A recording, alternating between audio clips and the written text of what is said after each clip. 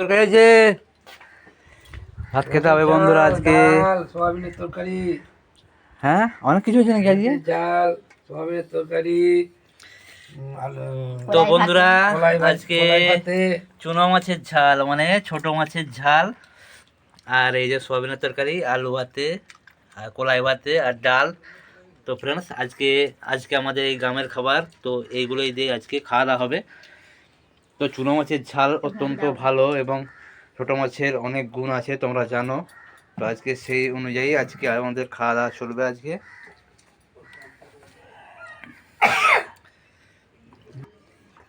তো শুভজিৎ, কি?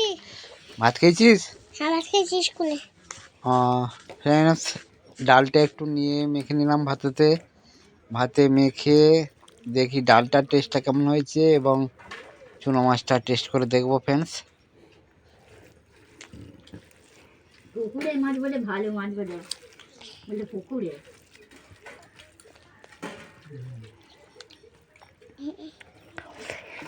তো ফ্রেন্ডস, ঝালটা আমি চেখে দেখলাম, খুবই মিষ্টি হয়েছে এবং ভালো হয়েছে। আর চুনো মাছের ঝালটাও দারুণ হয়েছে।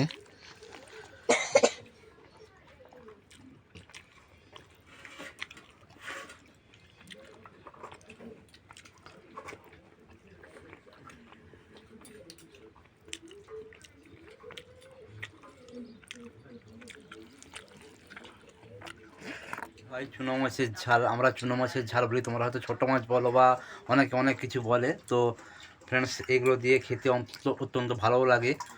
তো খেয়ে দেখি। চুনো মাছ কি কত নিয়েছিলে? 100। 100?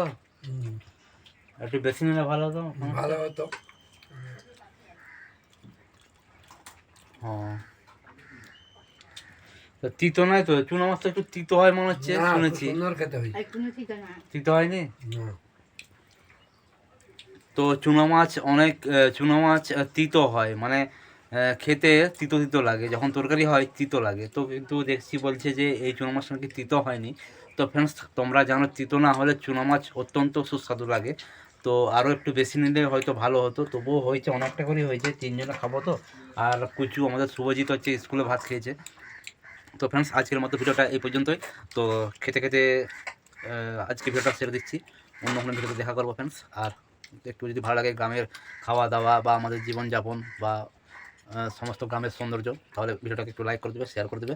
আর সবাইকে বলবো প্রোফাইলটাকে ফলো করে দিয়ে একটু পাশে থাকবেন।